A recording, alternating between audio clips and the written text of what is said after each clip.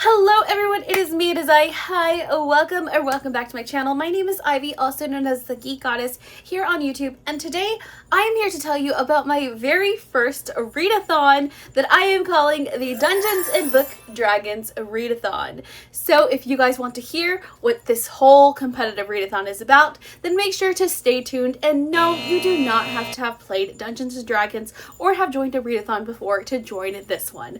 So let's get started. So this readathon is going to be a 30-day based readathon going from November 1st all the way into the 30th of November, where you are stepping into a campaign and books become quests. XP or experience points earns you power, and your team will battle for glory. Like I said, don't worry if you have never played Dungeons and Dragons before or even joined a readathon, because I'm going to explain everything you need to know.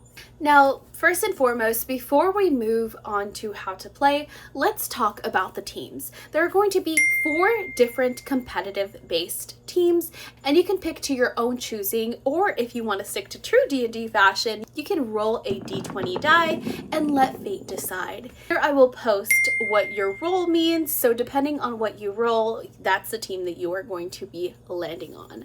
But like I said, you don't have to do it this way. You can easily decide which team you want to be on. But don't worry, if you are not a competitive person and you still would like to join the fun without the stresses of competition, there is also a team for you, my friend. So first, let's get into the competitive based teams, and then I'm going to focus on the team that doesn't have the pressure of being in a competition but still gets to enjoy the fun.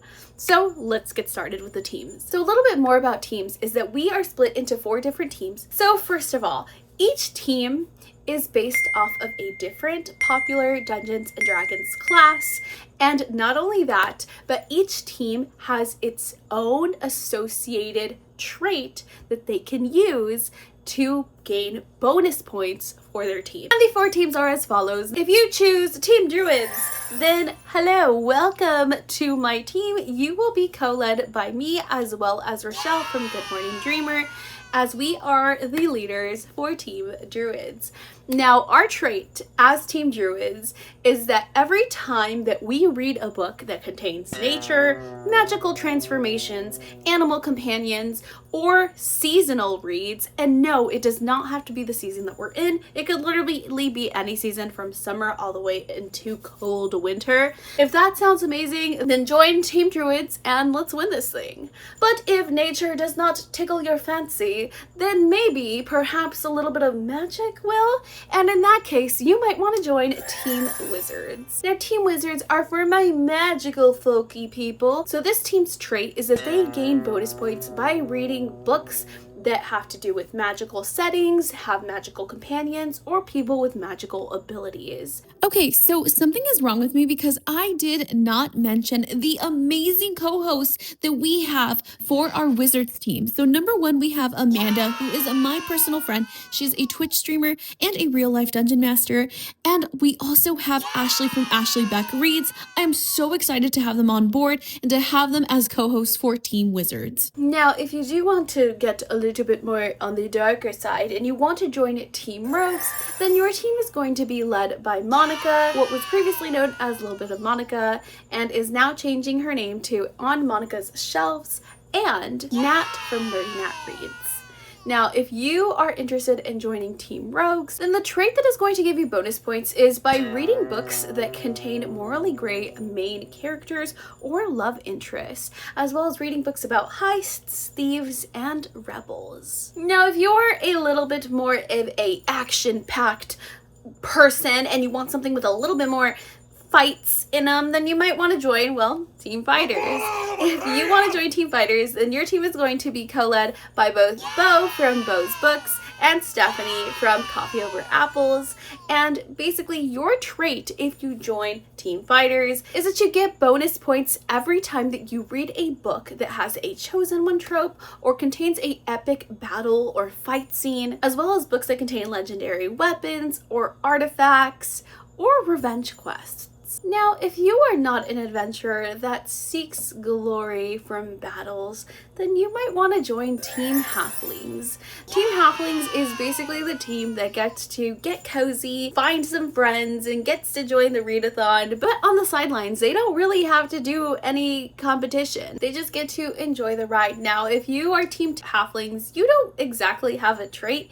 You can kind of read whatever you want as long as you follow with the main quests or the side quests, but you have less pressure because you're not being marked with any points or deadlines or anything like that. And on top of that, you also will have some amazing short rests or long rests, which will include a wellness activity for you to get out there, get your body moving, and just basically keep yourself in the feel-good zone. So once you know what team you are going to be joining, it is time to prepare for battle. Because the way that this works and why everybody is just stacked up with one class as a team is the fact that for centuries, so many people have wondered which class reigns supreme, which class is the most powerful. So to finally decide which class reigns supreme, the Queen of the Realms has held a competition for each of these classes to finally prove their worth and finally figure out once and for all which class reigns supreme. Now, during these 30 days, we're going to be doing a total of 6 main quests that last 5 days. Now, if you complete a main quest, then you can go ahead and continue with the side quests, as long as it is finished within the 5 days that we are in the main quest. Once a main quest finishes, then go on to the next main quest. However, you cannot go on to another main quest without finishing the one that you are on unless you have a ability or spell that allows you to do so.